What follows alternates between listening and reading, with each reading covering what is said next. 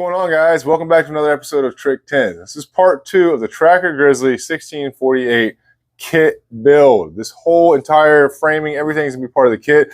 I'm excited about this part right here. I think this is sick. I don't know why I didn't think about this a long time ago. I mean, years ago, I've been building these tracker boats. I've always had to do some type of crazy stuff when adding some tubing or sheeting to stack this up. This makes sense, and it's the easiest thing I could possibly have ever done. And I'm glad I came up with it. I wish I'd come up with it earlier, but better late than never. So look at this thing. This panel right here.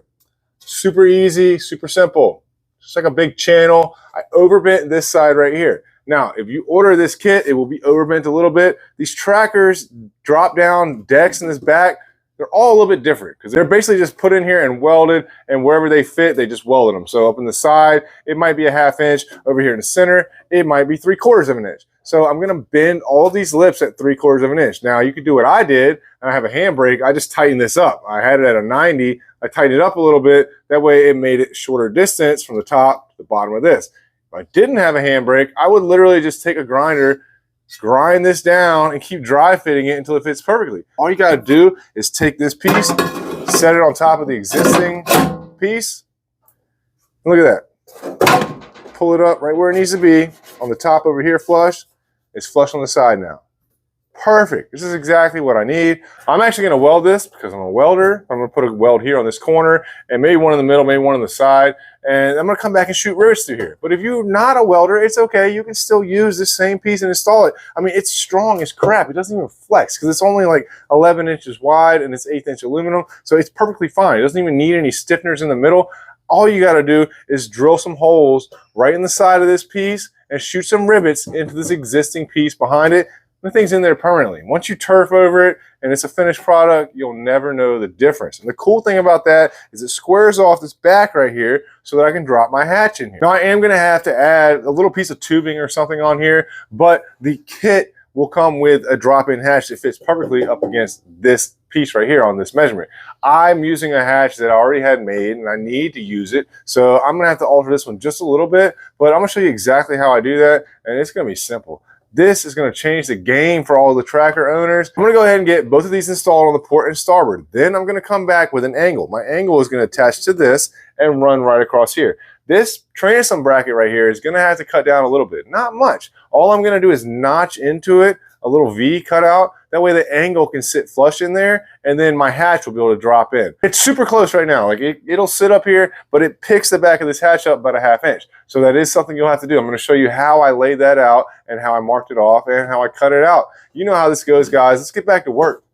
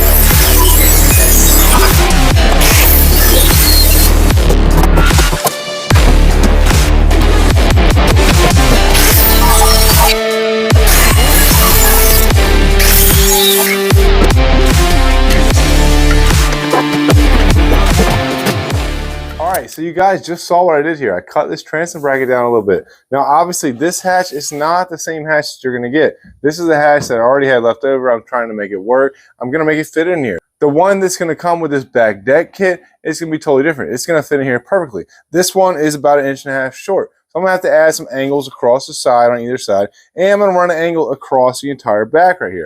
I had to cut this transom bracket down because this one was too big to fit in here. This hatch actually works out perfectly in here because I'm going to run an angle right across his backside and then 2 on either side, port and starboard, to attach this hatch down into. But back here in this big splash wall area, I'm going to attach another angle to this hatch with some rivets. I'll show you how I did it. It's very similar the way I did the creature build with the back deck build. It's going to be the same. I'm going to bring this splash weld down to about 16 inches. And I'm going to taper them up at a 45.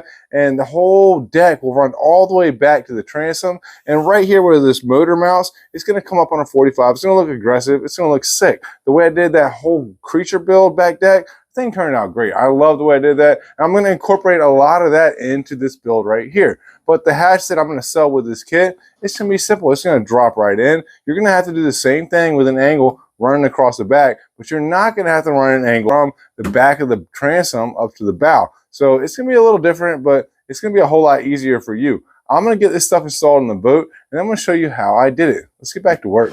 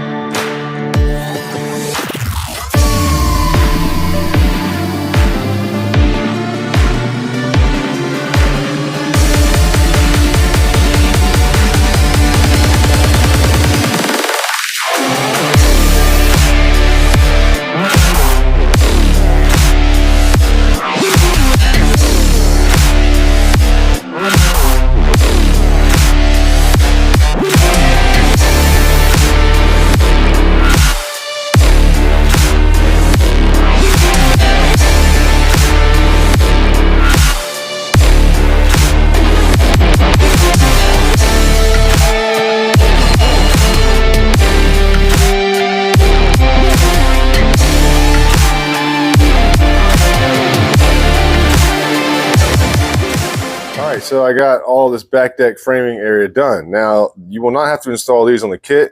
You will have to install this piece going across here. And you can see over here, I cut this out so it could drop down. I welded on this side right here.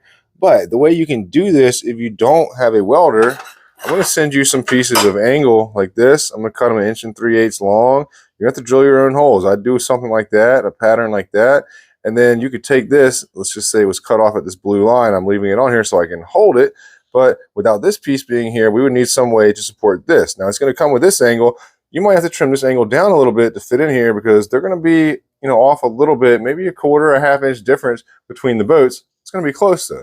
So then I would take this angle, be cut off at the blue line, put it right underneath here, and I come through, I shoot my rivets through here, and then back up underneath the face through the side right here to attach it here. That will hold it. You could also do the same thing right here. You can cut this angle, fit it up in there like that, shoot some rivets to the top, and then shoot some to the side going into it that way to support the center. Same thing on the other side. The kit's also going to have some pieces of the same exact angle. They're going to be about 16 inches long. They're going to be cut back at a 45. And what you're going to do with those, put them right in here from this back side. They're basically going to come over to here. Then this point right here will be cut back at an angle, and they'll run all the way over to this side right here. Then you can come back from inside here and drill right through there and shoot some rivets into that. And what that's going to do is finish off this back deck. That way you'll be able to run your turf all the way out to this back deck. Take your razor knife and just cut that 45, drag it across that piece and back out. You have a nice finished off back deck area. Now that I got all the framing done for this back deck, I took all the hatches today. I dropped them off at the powder coaters. All these hatches are getting powder coated. I should have those back probably by the end of this week. So now what I'm going to do is I'm going to try to get this live well installed up here. I'm going to have to cut through this floor, and I'm going to try to finish off inside of here, inside of this hole. See, this piece just stops right there. I don't know why it's like that, but that's how they decided to do it. There's one other thing about this boat that I really hate that I've got to address. Now look at this. Rust. These are riv nuts. I think they're drive nails actually, but they're all over the boat. See, here's the top of one of them. They all have rust all over them. They're like drive nails. They're really aggravating me because those are going to show up in my turf job, but the ones that are really pissing me off are these ones up here. Look at this. It's already welded, but they came back and they put these suckers in here every 5 inches or so all the way along. And what that's going to do is when my turf comes up here, it's just going to bubble up. It's going to look stupid. So I'm going to remove these. I'm probably going to replace these with some rivets. I don't know exactly the best way to remove these because they're steel. Why they want to put steel in here, I don't know. Doesn't really make any sense to me, but they did. And I'm going to figure out a way to get those out and replace those with something that's aluminum.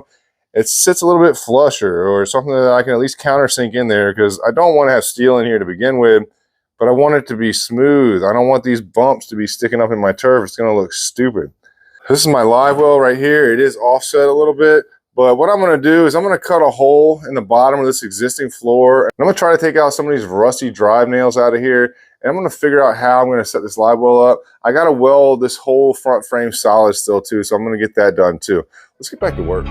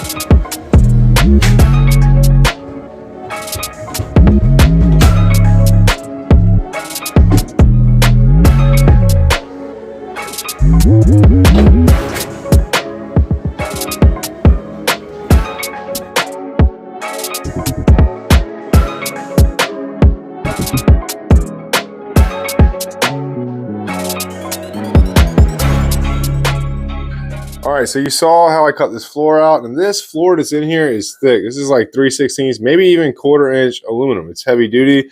One thing you don't have to worry about is it waving on you, because it's definitely thick.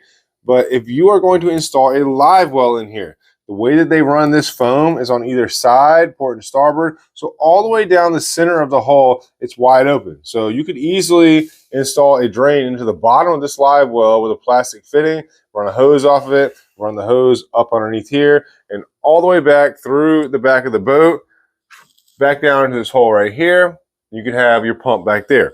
So what I am going to do, I'm actually going to weld this in here, because the drain for this is going to be permanent and you're never going to be able to get to it. Now, it would probably be okay if you ran the plastic fitting in here or one of the flow right systems in here, but I just don't trust that stuff. I'm a welder and I trust my welds. So I'm going to weld a piece of pipe to the bottom of this live well bin, and then I'm going to drill a hole through the bottom of this hole. I'm going to weld that piece from the bottom up underneath here. Before I do that, I am going to cut a hole through here with a hole saw. I'm going to run a hose all the way back to the back of the boat. I'm going to hook up my pump through the back of the transom, and I'm going to run that hose through here, cut that hole. I'm going to cut another hole over here. This is where my electrical panel is going to be on this side. I'm going to pull that hose up through there. That's going to be my main fill. The reason I'm doing that is because I don't really want to cut a hole in the side of this boat, because it's so open down here. It just makes so much sense just to go ahead and run the hose back to the back of the transom. It'll be a lot better for the drag of the boat to not have any more fittings or anything on the side of the hull. So that's how I'm going to set this live well up. It's going to be a little bit of work to do all that and figure all that out. So I'm going to go ahead and install those pieces up on the back of this transom area, try to finish that up first, and then we'll move on to something else. Let's get back to work.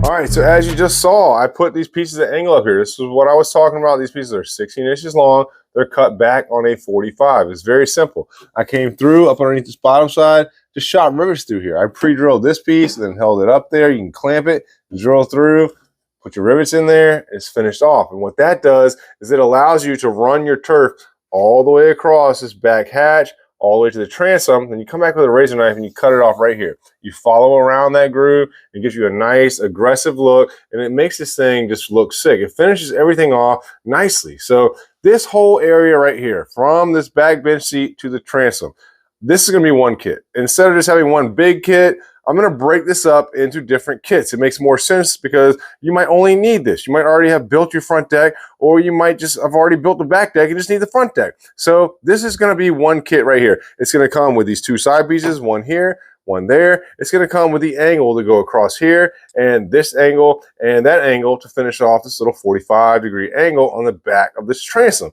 It's also going to come with the big hatch to drop in here. Now this kit is probably going to be somewhere around 600 bucks. I got to tweak my numbers and figure out exactly what I can sell this thing for, but I'm thinking that this kit right here is going to be somewhere around 600 bucks. I'm going to have another kit for these trackers. It's going to be the back bench kit. It's going to have these two big hatches right here, and they're going to drop in here. You can cut these holes out exactly the way I did it. And then obviously the whole front deck is going to be another kit. I'm going to probably break this thing up into different style kits for the front deck, because some people might want this thing to come back as far as I did it, or some people might just want it to come back enough to have one hatch up here, or to have two hatches, port and starboard.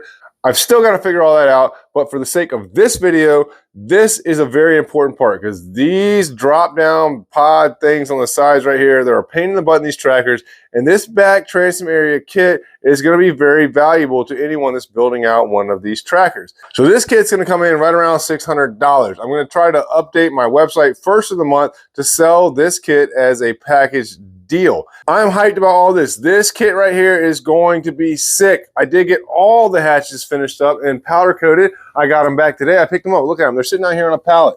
I just put them down here earlier today. All of them are powder coated gloss black. These things look dope. I cannot wait to put these in a boat. I'm waiting on the turf. The turf is back ordered. It's probably gonna be another couple weeks before I get that, but it's gonna finish this thing off so good. I'm gonna get all these stickers and decals and stuff in here, and this live well is about to get installed up there. It's gonna be cool. I'm gonna show you guys that in the next video, because I just wanted to finish up this back area right here, and we got one kit for this back transom area, one kit for this back bench area, and we're gonna have another kit for this front deck area. It's gonna be sick, guys.